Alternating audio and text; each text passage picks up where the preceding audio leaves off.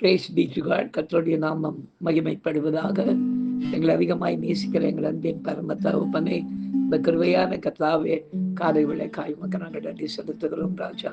இந்த காலை விளையிலும் உண்மை துதித்து பாடி ஆராதித்து இந்த நாடிலே நாங்கள் தியானிக்கும்படியாக கர்த்தர் எங்களுக்கு கொடுக்கிற வார்த்தைக்கு நேராக கடந்து போகவும், கர்த்ததாமே நீர் செய்த நன்மைகளை உடைய வசனத்துக்கு சாட்சியாக சொல்லி உடைய நாமத்தை மகிமைப்படுத்த கர்த்தர் உதவி செய்வீராக.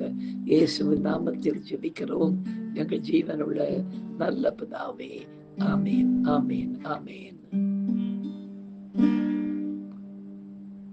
மறைக்க முடியுமா? என்னை மறைக்க முடியுமா? மாசில்லாத நேசரே உன் நேச பார்வைக்கு மறைக்க முடியுமா? என்னை மறைக்க முடியுமா? மாசில்லாத நேசரே உன் நேச பார்வைக்கு தாழ்விடங்களில் என் கருவை கண்டீரே, எலும்புகள் கூட உம்மை அறிந்து வளர்ந்ததே. தாழ்விடங்களில் என் கருவை கண்டீரே, எலும்புகள் கூட உம்மை அறிந்து வளர்ந்ததே. தேவனே உம் ஆலோசனை அருமையானதே, எண்ண போனால் மணலை விட அதிகமானதே. தேவனே உம் ஆலோசனை அதிகமானதே, எண்ண போனால் மணலை விட அதிகமானதே. மறைக்க முடியுமா? இம்மை மறைக்க முடியுமா? மாசில்லாத நேசரே உம் நேச பார்வைக்கு மறைக்க முடியுமா? என்னை மறைக்க முடியுமா? மாசில்லாத நேசரே உம் நேச பார்வைக்கு. எனக்கு அருமையானவர்களே, இந்த நாளிலே நாம் தியானிக்கும்படியாக கர்த்தர் நமக்கு கொடுக்கிற வார்த்தைக்கு நேராக நாம் கடந்து போகும் பிரியமானவர்களே, எடுத்து வாசிக்கலாம். எபிரேயரின் புத்தகம் 4ஆம் அதிகாரம் 13ஆம் வசனத்தை வாசிக்க கேட்போம். அவருடைய பார்வைக்கு மறைவான சிருஷ்டி ஒன்றுமில்லை, சகலமும் அவருடைய கண்களுக்கு முன்பாக நிர்வாணமும் வெளியரங்கமுமாயிருக்கிறது, அவருக்கே நாம் கணக்கு ஒப்புவிக்க வேண்டும் என்று எழுதப்பட்டிருக்கிறது. பிரியமானவர்களே, நமது கர்த்தர் சிருஷ்டிகர்த்தாவாக இருப்பதால் அவரது கண்களுக்கு மறைவான சிருஷ்டி ஒன்றுமே இல்லை. அவரது கண்களுக்கு முன்பாக சகலமும் வெளியரங்கமும் நிர்வாணமுமாய் இருக்கிறது என்று வேதம் சொல்கிறது. அவருக்கு மறைவாக இருளும் அந்தகாரப்படுத்தாது, இரவும் பகலை போல வெளிச்சமாயிருக்கும். அவருக்கு இரண்டும் ஒன்றே.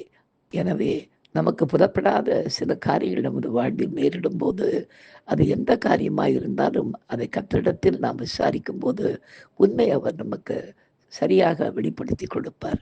இப்படியா இந்த வசனத்தை தெளிவுபடுத்தும்படியாக நடந்த ஒரு காரியத்தை, ஒரு 15-16 ஆண்டுகளுக்கு முன்பாக நடந்த ஒரு காரியத்தை இன்றைக்கு நாம் சாட்சியாக கேட்போமா? கர்த்தர் இந்த சாட்சியின் மூலமாய் மகிமைப்படுவாராக.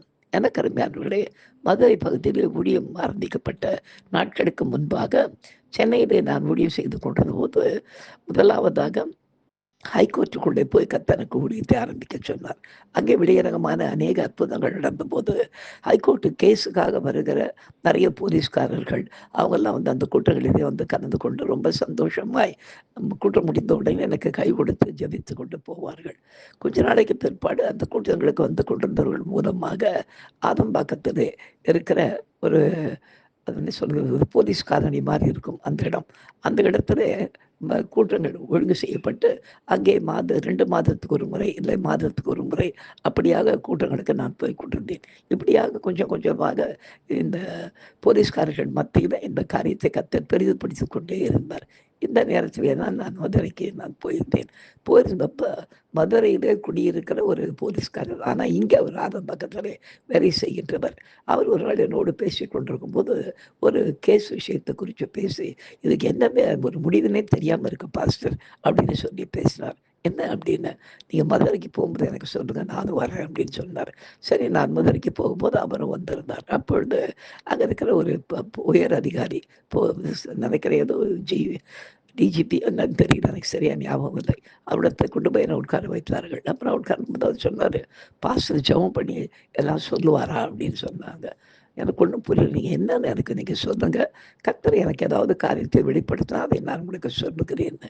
இல்லை, ஒரு பெரிய ஒரு கான்ஃபிஸ்கேட்டட் குட்ஸ், அதாவது என்ன பண்ணது, கடத்தப்பட்ட பொருட்கள் ஒரு இடத்துல இங்கே எங்கேயோ ஒழிச்சு வைக்கப்பட்டிருக்கிறது. அது ரொம்ப நாளாக நாங்கள் அந்த கும்பலை பிடிக்கணும்னு தேடிக்கிட்டு இருக்கோம். ஆனால் அதை எங்கேருந்து கொண்டு வந்து எங்கே ஒழிச்சு வச்சுருக்காங்க, என்னென்ன பொருட்கள் இருக்கிறதுன்னு கூட தெரியல பாஸ்டர் அப்படின்னு சொன்னாங்க. அப்படி நாங்கள் எதாவது சேர்ந்து கூடி ஒரு 3-4 பேராக சேர்ந்து செபிக்க ஆரம்பிக்கிறோம். செபி எனக்கு மதனுடைய பகுதிகள் எனக்கு ஒன்றும் தெரியாது. அப்பொழுது திடீரென்று பசுமலை என்ற ஒரு பெயர் எனக்கு கண்களுக்கு முன்பாக வந்தது. நான் சொன்னேன், பிரதர் ஐயா, இங்கே பசுமலைன்னு ஏதாவது இடம் இருக்கா அப்படின்னு சொன்னப்போ அவங்க ஆமா இருக்கு அப்படின்னாங்க. அந்த இடத்துல கொஞ்சம் போய் தேடினீங்கன்னா அந்த பகுதி இது ஒரு பழைய தொழிற்சாலை, அதாவது இடிந்து போன இருக்கிற ஒரு தொழிற்சாலை. ஆனால் பச்சை கலர் கேட்டுக்கு தெரியுது எனக்கு.